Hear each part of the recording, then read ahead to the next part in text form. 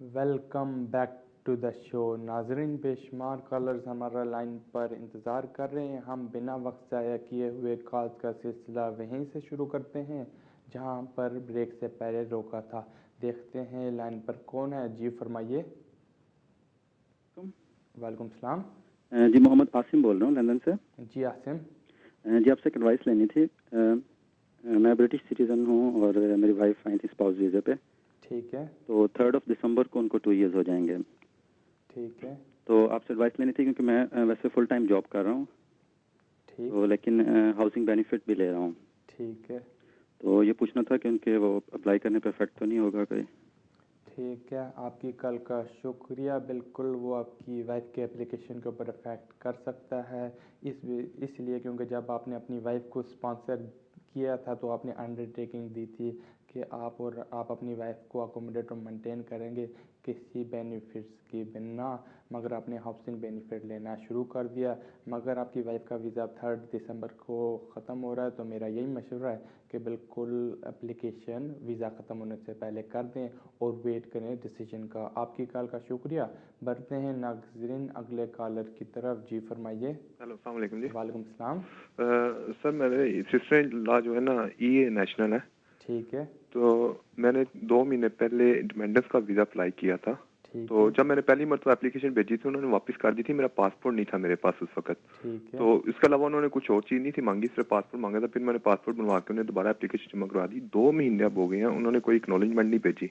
तो मैं पूछना चाहता हूँ इन केसों में कितने % चांसेस हैं? और मेरी सिस्टर इन लॉ जो है वो आयरिश नेशनल है, तो काम भी करती हैं, सब कुछ उनका राइट है।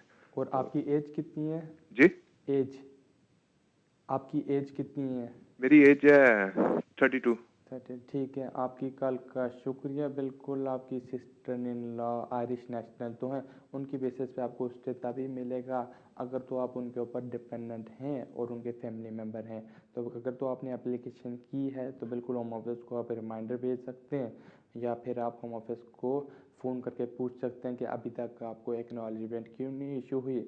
नॉर्मल जो यूरोपियन बेसिस के ऊपर केस होते हैं उसमें 4 वीक्स तक एक्नॉलेजमेंट इशू कर देते हैं। तो बिल्कुल आप होम ऑफिस से चेक करें आइदर उनको आपकी एप्लीकेशन मिली भी है कि नहीं मिली। आपकी कॉल का शुक्रिया। बढ़ते हैं अगले कॉलर की तरफ। जी फरमाइए। हेलो सवाल जनाब, मुझे एक छोटा सा सवाल पूछना है, प्लीज इसका आंसर दे दीजिएगा। मैंने बहुत फोन किया, हर कंसल्टेंट अपनी अपनी बात बता रहा है। बात ये है कि मैं इधर HSMP वीजा में स्टूडेंट वीजा पे था इधर। उसके बाद मैंने HSMP करवाया, 3 साल खत्म हुए। उसके बाद मैं उसको टीयर 1 आ चुका था, फिर मैं टीयर 1 पे चला गया और मुझे 2 इयर्स की एक्सटेंशन मिल गई। ठीक है। हेलो जी पूछें। आप आवाज आ रही है मेरी? बिल्कुल आ रही है आपकी आवाज़। मैं रिपीट करता हूँ। नहीं बिल्कुल आप सवाल पूछ सकते हैं, मुझे समझ आ गई है।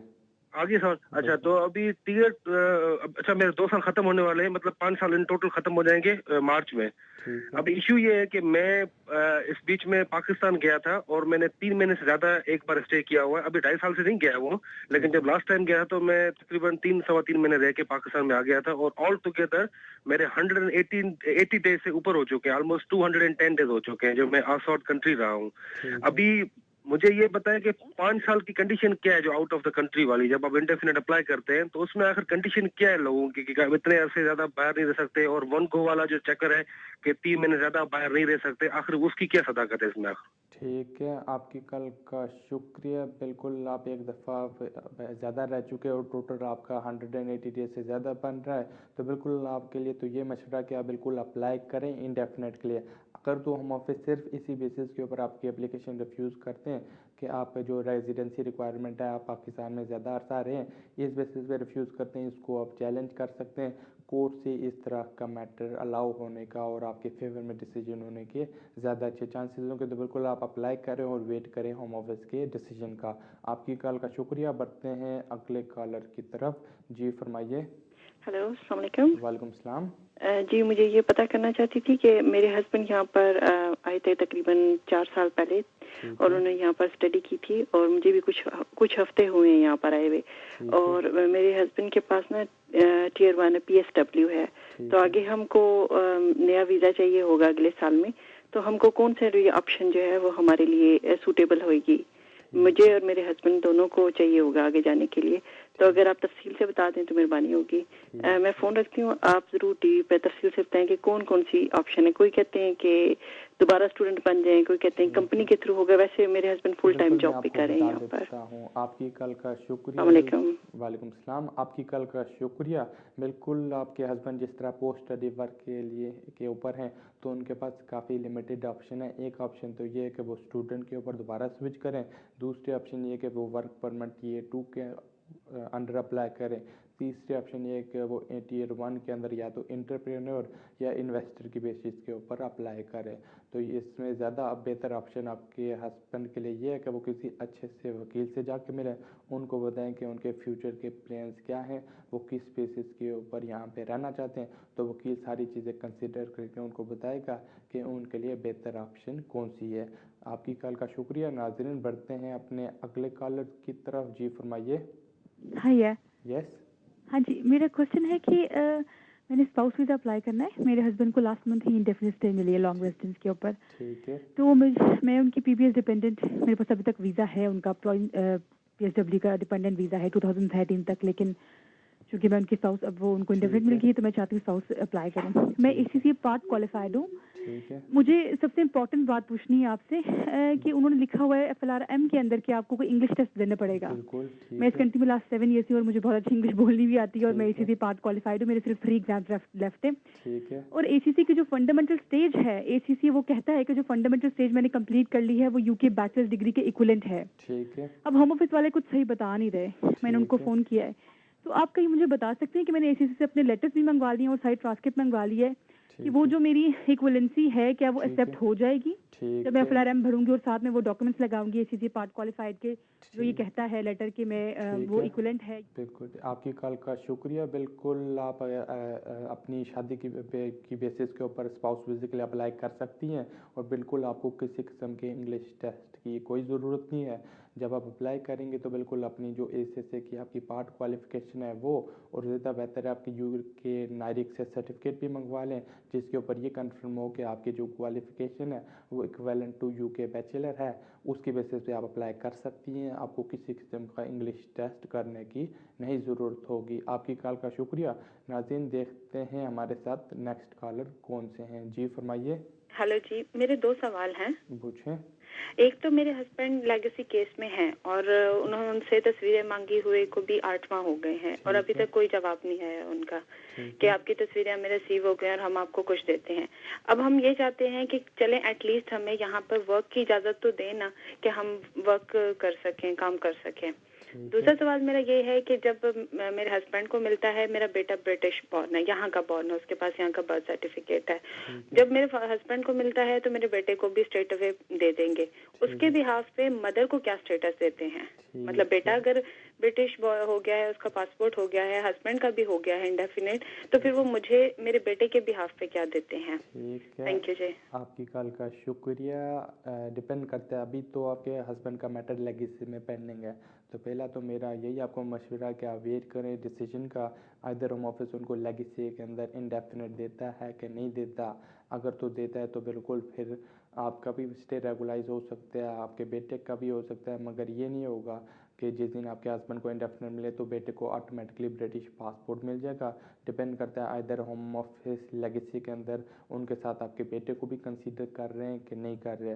तो मेरा आपको यही मशवरा है कि आप वेट करें। अगर तो कोई मदर है जिसका बेटा या बेटी ब्रिटिश सिटीज़न है तो बिल्कुल उसकी बेसिस के ऊपर मदर को यहाँ पे स्टे मिल सकता है, मगर अभी आपका बेटा ब्रिटिश सिटीज़न नहीं है, ना ही उसके पास कोई और स्टेटस है। तो मेरा आपको यही मशवरा है कि आप वेट करें और अपने हस्बैंड को कहें कि वो लेगेसी में रिमाइंडर भेजें।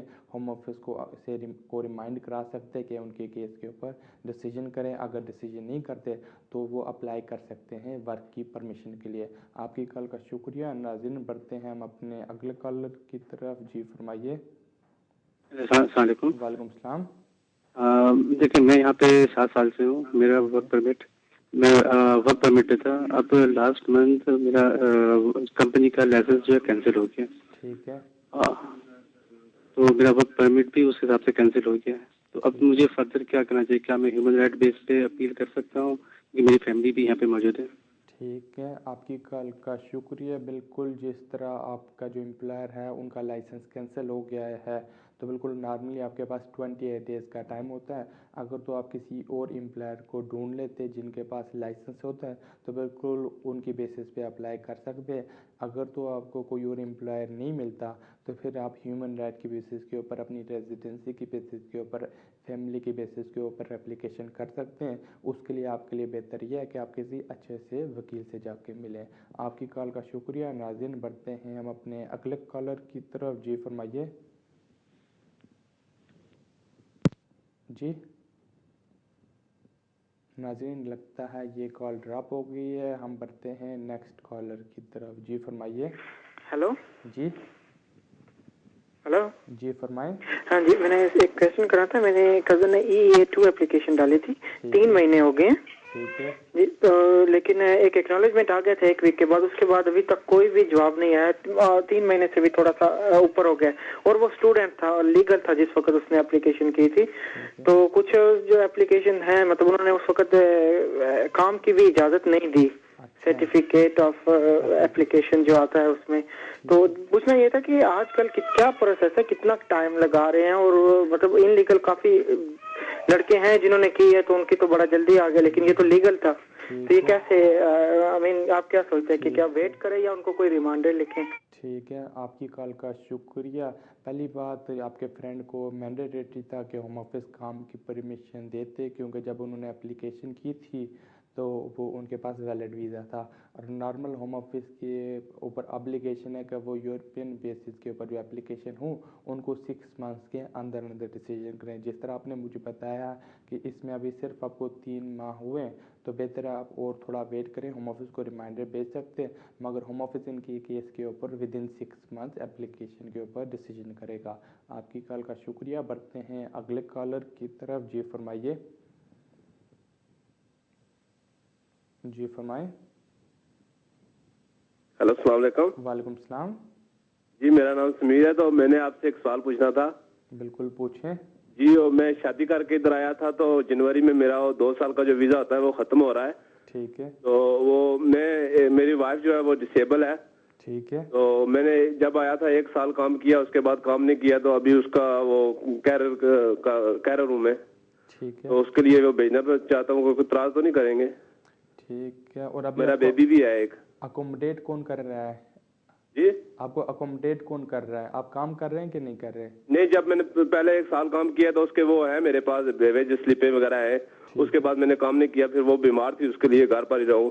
उसका वो कैरर नहीं होता जो, ठीक है जी, उसके तरफ से वो, इसलिए फिर काम नहीं किया मैंने। ठीक है, आपकी कॉल का शुक्रिया। बिल्कुल आपके जैसे 24 मंथ्स कंप्लीट हों तो बिल्कुल आप अप्लाई कर सकते हैं।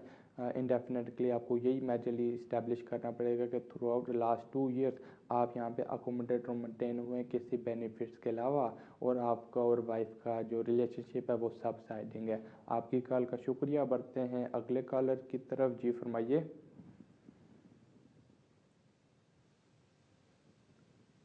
जी हेलो। यस।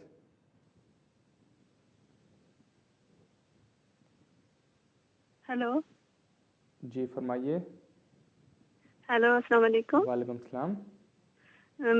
मेरा क्वेश्चन ये है कि मेरी एक फ्रेंड है, उसका केस था फर्स्ट टायर ट्राइब्यूनल था। उसने यहाँ पे असाइलम किया था, फिर उसका फर्स्ट टायर ट्राइब्यूनल में वो रिफ्यूज़ हो गया, फर्स्ट टायर में गया वो रिफ्यूज़ हो गया, उसके बाद उसका अपर ट्राइब्यूनल में अभी रिफ्यूज़ हुआ है।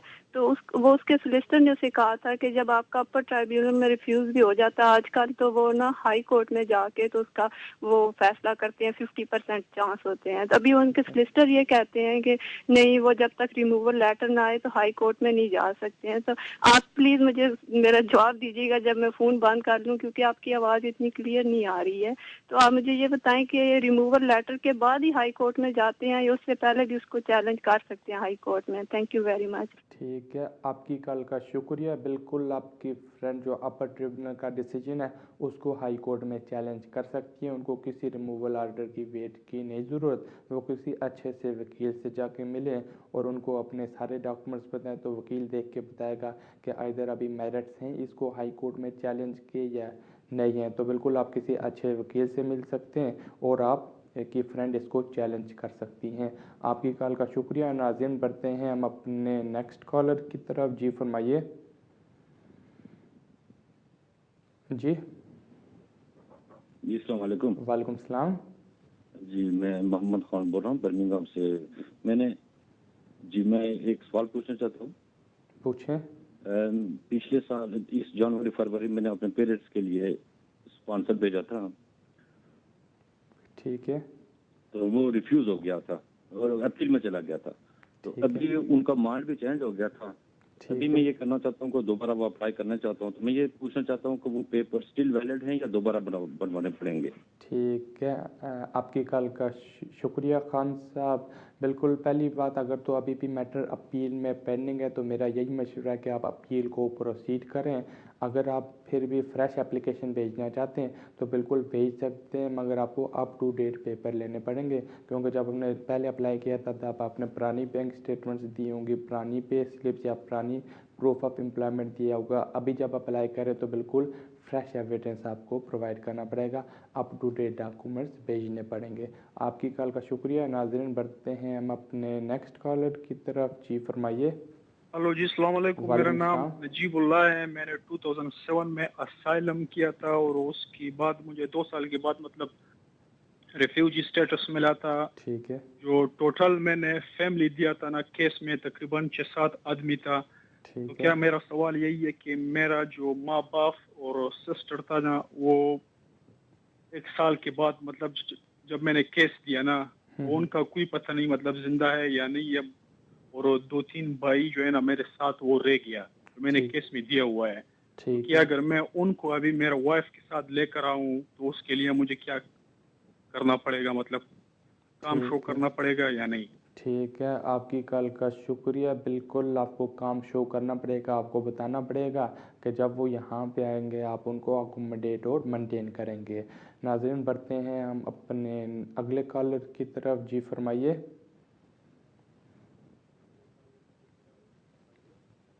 हेलो जी। हाँ जी भाई। जी फरमाओ।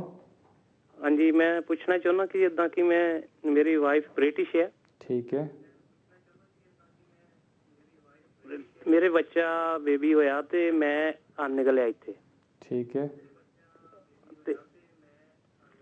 ते मैं मतलब कि रजिस्टर मैरिज नहीं साडी हुई। ठीक है। ते मैं पूछना चाहना कि मतलब किसे बेस ते लग सकदा साडा केस? ठीक है, तुस दी कॉल दा शुक्रिया। बिल्कुल तुसी बच्चे दी बेसिस के ऊपर केस पा सकते हो। आपके लिए यही बेहतर है कि आप किसी अच्छे से वकील से मिलें। आपको शादी रजिस्टर कराना ज़रूरी या मैंडेटरी नहीं है। इसी तरह बच्चे की बेसिस के ऊपर, क्योंकि जो आपका बच्चा है वो ब्रिटिश सिटीज़न है, उसकी बेसिस के ऊपर एप्लीकेशन कर सकते हैं। आपकी कॉल का शुक्रिया। नाज़रीन, बढ़ते हैं हम अपने अगले कॉलर की तरफ। जी फरमाइए। जी। हेलो, अस्सलाम वालेकुम। वालेकुम सलाम। जी मैं अपने बारे में कुछ पूछना चाह रहा था। मेरा बेसिकली ओल्ड स्कीम HSMP पे था मैं। ठीक है। और मेरे 3 साल कंप्लीट हुए हैं और अभी फिर मुझे 2 साल का एक्सटेंशन मिला है अभी। ठीक है। मगर हुआ ये कि मेरा बीच में एक्सीडेंट हो गया था, मैं सीढ़ियों से गिर गया था और मेरा स्लिप डिस्क हो गया था। ठीक है। तो मुझे वापस इंडिया जाना पड़ा था। 5 महीने का मेरा ऑपरेशन हुआ था, इलाज हुआ था, सारे डॉक्यूमेंट्स हैं मेरे पास। मगर ये पता लगाना था कि मुझे ये 5 साल जब कंप्लीट हो जाएंगे, क्या मैं अप्लाई कर सकता हूँ इंडेफिनेट के लिए, या फिर मुझे एक्सटेंशन मिलेगा अंडर HSMP? ठीक है, आपकी कॉल का शुक्रिया। बिल्कुल, आप थोड़ा ज़्यादा अर्सा इंडिया रह चुके हैं, मगर फिर भी आपके जब 5 इयर्स कंप्लीट होते हैं तो इंडेफिनेट के लिए अप्लाई कर सकते हैं। आप सारे सर्कमस्टांसेस एक्सप्लेन कर सकते हैं कि आपका एक्सीडेंट हो गया था और इंडिया में आपकी ट्रीटमेंट हो रही थी। इन एक्सेप्शनल बेसिस के ऊपर आपको वहाँ पे ज़्यादा स्टे करना पड़ा। मेरा आपको यही मशवरा है कि आप कोशिश करें, अब आप ट्रैवल ना करें और वेट करें अपने 5 इयर्स का। जैसे कंप्लीट होते हैं फिर आप सेटलमेंट के लिए अप्लाई कर दें। आपकी कॉल का शुक्रिया। बढ़ते हैं हम अपने अगले कॉलर की तरफ। जी फरमाइए। जी। हेलो। जी फरमाएं। कैसे हो मलिक साहब आप? बिल्कुल जी, हेलो, ठीक ठाक। सत श्री अकाल साहब। सत श्री अकाल। कैसे हो? बिल्कुल जी, ठीक ठाक। आप फरमाएं। मलिक साहब, मैंने पूछना था कि मैंने मेरी वाइफ इधर ब्रिटिश है। ठीक है। मैं इधर इलीगल हूँ। ठीक है। और मैंने गुरुद्वारे में शादी कर ली है इधर। ठीक है। तो अभी मैं रजिस्टर ऑफिस में करना चाहता हूँ। अभी है। वो लाओ आ गया ना कि आप शादी कर सकते हो जाकर। ठीक है। आपकी कल तो का जी आपकी कल का शुक्रिया। बिल्कुल अभी आपको होम ऑफिस से परमिशन लेने की नहीं ज़रूरत होगी। आप स्ट्रेट अवे रजिस्ट्रार के पास जाके शादी रजिस्टर कर सकते हैं, मगर वहाँ पे प्रॉब्लम ये हो सकती है कि अभी आपके पास कोई इमिग्रेशन स्टेटस नहीं है। तो बिल्कुल आपके लिए पहला मशवरा यही है कि आप किसी अच्छे से वकील से जाके मिलें। वकील आपको बताएगा कि आपको किस तरह शादी रजिस्टर करनी पड़ेगी और शादी रजिस्टर होने के बाद शादी के बेसिस के ऊपर कब अप्लाई करना पड़ेगा। आपकी कॉल का शुक्रिया। बढ़ते हैं अगले कॉलर की तरफ। जी फरमाइए। हेलो जी सत श्री अकाल भाजी। सत श्री अकाल। और किदा ठीक ठाक जी? बिल्कुल जी ठीक ठाक। भाजी मेरा सवाल ਇਹ ਹੈ ਜਿੱਦਾਂ ਮੈਂ ਅਸੀਂ 6 ਅਪ੍ਰੈਲ 92 ਚ ठीक है। ਤੇ ਮੇਰੇ ਕੋਲ ਜਿੱਦਾਂ ਪ੍ਰੂਫ ਜਿਹੜੇ ਆ ਪ੍ਰੂਫ ਹੈਗੇ 2000 ਤੱਕ। ठीक है। 2000 ਤੱਕ ਹੈ। ठीक है। ਤੇ ਮੈਨੂੰ ਕੇਸ ਪਾਏ ਨੂੰ ਹੋ ਗਿਆ 2.5 year। ठीक है। ਤੇ ਉਹਨਾਂ ਨੇ ਮੈਨੂੰ ਰਿਫਿਊਜ਼ ਕਰਤਾ ਸੀਗਾ। ठीक है। ਤੇ ਫਿਰ ਉਹਨਾਂ ਨੇ ਮੇਰੇ ਟਰਬਲ ਡਾਕੂਮੈਂਟ ਬਣਾਏ ਸੀਗੇ। ठीक है। ਤੇ ਉੱਤੇ ਉਹਨਾਂ ਨੇ ਕੁਝ ਨਹੀਂ ਕੀਤਾ। ਬਾਅਦ ਚ ਮੇਰਾ ਕੇਸ ਚੱਲੀ ਗਿਆ ਜਿੱਦਾਂ ਉਦੋਂ। ठीक है। ਹੁਣ ਫਿਰ ਉਹਨਾਂ ਨੇ ਟਰਬਲ ਡਾਕੂਮੈਂਟ ਜਿੱਦਾਂ ਬਣਾਏ ਸੀਗੇ। ठीक ਹੁਣ है। ਟਰਬਲ ਡਾਕੂਮੈਂਟ ਗਏ ਇੰਡੀਆ। ठीक ਉਹ है। ਕਹਿੰਦੇ ਇਨਕੁਆਰੀ ਹੋਣੀ ਆ। ठीक है। ਤੇ ਜਿੱਦਾਂ ਮੇਰੀ ਬੱਚੀ ਇੱਥੇ ਤਕਰੀਬਨ 4 ਸਾਲ ਦੀ। ठीक है। ਤੇ ਇੱਕ ਲੜਕਾ ਆ 2.5 year ਹੈ। ठीक है। ਤੇ ਮੈਂ ਪੁੱਛਣਾ ਚਾਹੁੰਦਾ ਕਿੱਦਾਂ ਕੀ ਹੋ ਸਕਦਾ ਬਣ ਸਕਦਾ ਕੁਝ ਕਿ ਨਹੀਂ। ठीक है। तो सदी काल दा शुक्रिया। बिल्कुल अगर ते home office the application refuse कीती सी तुसी उसको डिसीजन की कोर्ट ते चैलेंज कर सकदे। तुसी गलती कीती तुसी चैलेंज नहीं कीता। बहरहाल अब हुन मेरा यही मशवरा है कि तुसी अच्छे से वकील से जाके मिलो, उन्हां की सारी गल बताओ कि होम ऑफिस किस बेसिस से रिफ्यूज़ कीती से, तो वो आपको मशवरा देंगे कि अभी आपके लिए बेहतर ऑप्शन क्या है। इधर अभी दोबारा से फ्रेश एप्लीकेशन करें या फिर अभी आपके पास टाइम है कि आप इस डिसीजन को हाई कोर्ट में चैलेंज कर दें। आपकी कॉल का शुक्रिया। बढ़ते हैं अगले कॉलर की तरफ। जी फरमाइए। जी अस्सलाम वालेकुम। वालेकुम सलाम। जी मैं आपसे पता अली बात कर रहा हूँ बर्मिंघम से। जी आपसे पता करना चाहता था।